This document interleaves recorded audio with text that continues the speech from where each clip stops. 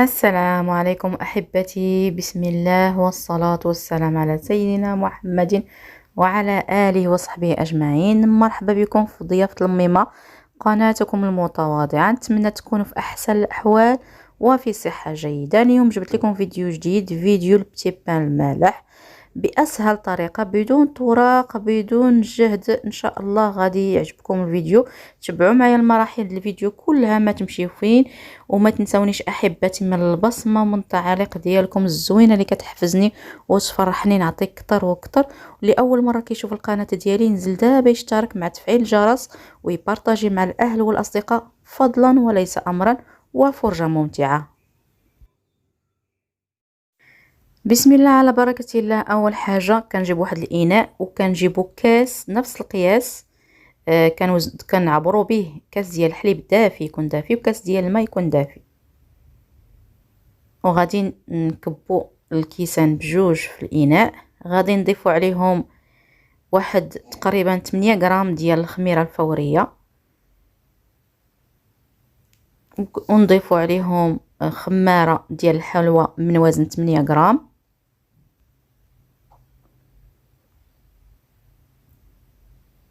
ونضيفو عليهم نص كاس ديال الزيت. هاد الكاس هذا قد كاس ديال العنبه، كيوزن 150 مليلتر. نص كاس ديال الزيت هي ما يعادل 75 مليلتر. وهنايا غادي ناخذ واحد البيضه وغادي نطربها، وغندير غير النص ديالها، ما غنديرهاش كلها. وهنا معلقه كبيره ديال سنيده استسمح. وغادي نضيف كما قلت لكم نص بيضه، والنصف الثاني غادي نخليه باش ندهن البتي بان ديالي. كما كتشوفوا معايا، ها هي البيضه كنشدها نطربها وكندير غير النص ديالها وكنحطها، كنخلي داك الاخر حتى ندهن به ان شاء الله البتي بان ديالي.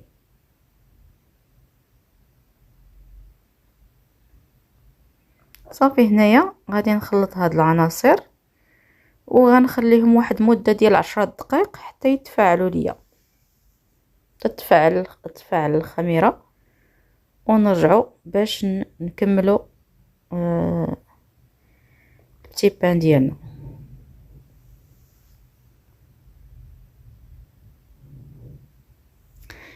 هنايا في صندوق الوصف غنحط لكم، راه كاين عندي وصفات في بتي بان بالطريقه الاصليه، القواعد ديالو. غنحط لكم حتى الفرomاج دايره في القناه، غنحط لكم روابط الفيديو في صندوق الوصف. هنايا كنضيف الدقيق، انا عندي 500 غرام ديال الدقيق. هنا غنضيف الدقيق على حسب السوائل اللي عندي. انا جبت هنايا واحد الملعقه كبيره ديال السيليكون وكنخلط بها. هنا غنبدا نخلط بيدي كما كتشوفوا. العجينه راها تقريبا شاط ليا من 500 غرام ديال الدقيق، واحد شويه. وهنا كنشدها كنخدمها بيدي، كندلكها مزيان، تدلك مزيان حتى تحسوا بها كطرطق. وراه هي ها نتوما كما كتشوفوا هاد البواقه، اذا راه مدلوكه مزيان. صافي، دابا غادي نحطها تخمر. هاك واخا هكا راه كتلصق، راه ما خليتهاش، ما درتهاش قاصحه. انتبهوا لهاد المساله هذه، خصها تكون كتلصق شويه في الايد. صافي، انا نرش واحد الرشيشه ديال الدقيق وغنغطي عليه وغنخليها تخمر واحد ساعه المكانه. هنا مع البرد تقدر دير لكم حتى اكثر من ساعه، ولكن مع الخميره كنظن ساعه كافيه. كما كتشوفوا انا رجعت من بعد ساعه، ها هي العجين ديالي خمرات وطلعت. هنايا غادي نفرغ من هذاك الهواء وغنطلقها على شكل مستطيل. كما كتشوفوا معايا راه مدلوكه وزوينه العجينه ديالي.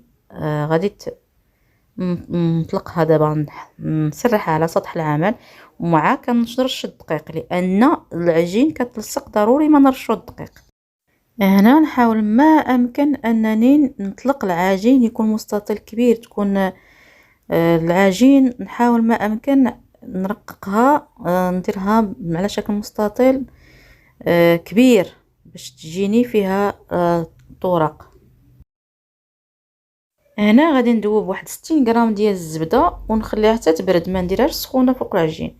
وغندهن داك المربع ديالي، داك المستطيل ديالي كامل الزبده مزيان، وغنطويها على شكل مسمنه كبيره وانا كندهن كما كتشوفوا في الفيديو. انا كنطوي وانا كندهن كما كتشوفوا، راني نطويها وانا كندهن في الزبده.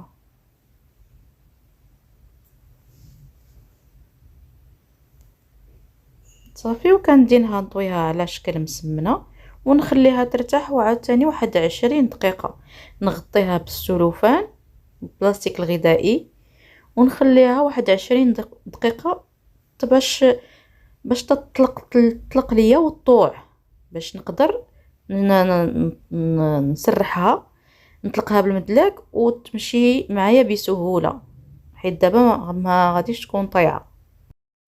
هنا بعد مرور 20 دقيقة كنرش سطح العمل دائما بالدقيق وغنطلق العجين ديالي عاوتاني مستطيل كبير بهذه الطريقة وانا كنرش الدقيق باش ما يتلصقش ليا العجين، لان العجين كما قلت لكم كيتلصق. هنا باش غادي نحشي هاد البتي بان ديالي، انا قلت لكم مالح، انا هنا درت صلصه الطماطم وغادي نرش فروماج، عندي تقريبا هنايا واحد 150 غرام بين فروماج غريير احمر وفروماج موتزاريلا، حكيتهم وغادي ندير طبقه فوق من نرش واحد رشيشه خفيفه فوق صلصه الطماطم، وغندير فوق منهم تونه ديال الزيت. كون ديروه د المطيشه يجي حسن. صافي وكنرش فوق منهم الفرomage، وهنايا عندكم الاختيار ديروا اي حشو عندكم اللي عندكم، مرتضيلا، لانشون، الكفته، الدجاج، اي حاجه عندكم تقدروا تحشوا بها هاد البتي بان ديالكم، لكم الاختيار في الحشوات. المهم انا هذه الحشوه اللي عندي اللي متوفره عندي وسهله، ما فيها لا شحر ولا سميتو، ساهله دغيا كتدير العجين ديالك وكتعمر العجين ديالك، ما كاين لا شحر ولا هادي ولا. صافي كنلوي الحربول ديالي كما كتشوفوا بحال هاد الطريقه وكنلويه مزيان. صافي هنايا وكنجيب واحد الموس وكنقطع هنايا انا قطعته كبير، تقدروا تقطعوه صغير، انا هنا درت 3 الصباع، قيس ب3 الصباع، تقدروا ديروا غير 2 الصباع، نتوما لكم الاختيار في القياس ديال البتي بان ديالكم كما بغيتو ديروا ليه. تنستفوا في الطاوه وكنضغط عليه، ما كنخليش هكاك داير من فوق، كنضغط عليه بيديا كما موضح في الفيديو بهذه الطريقه هذه، وكنخليه عاوتاني يخمر واحد 20 دقيقه. صافي كما كتشوفوا راه خمر. دابا كنجيب ندهن بديك البيضه اللي خليت، وكنسخن الفران على 180 درجه، راه سخنته قبل انا ما سميتو تيسخن مزيان، وكنشعلو الفوق والتحت. وكنديرو على الفرفاره مده 30 دقيقه حتى 35 دقيقه على حسب الفران ديالكم، كل وحده الفران ديالها. هنا تقدروا ترشوا، انا هنا رشيت بالخشخاش، هادشي اللي متوفر عندي. تقدروا ديروا الجنجلان ابيض، الجنجلان احمر، المهم اللي عندكم. صافي وملي كنخرجوا من الفران كندهنوهم بالماء وهما سخان باش كيخلي ديك البريق كنخليهم يبريو كما كتشوفوا. هنا وصلنا لنهايه الفيديو. شوفوا النتيجه معايا ديالي هنايا، ها هو البتي بان ديالي في طبق التقديم. نتمنى هذا الفيديو يعجبكم ويفيدكم، صدقوني راه تيجي رائع ورطب. ديروه الكوتي ديالكم ان شاء الله، رمضان على الابواب ان شاء الله، ديروه لرمضان راه دغيا كيوجد بلا طوراق بلا هاتور الاول هاتور الثاني، وان شاء الله نتمنى ما تنسونيش من البصمه احبتي، والى فيديو قادم ان شاء الله. والصلاه والسلام على سيدنا محمد وعلى اله وصحبه اجمعين، والسلام عليكم ورحمه الله وبركاته.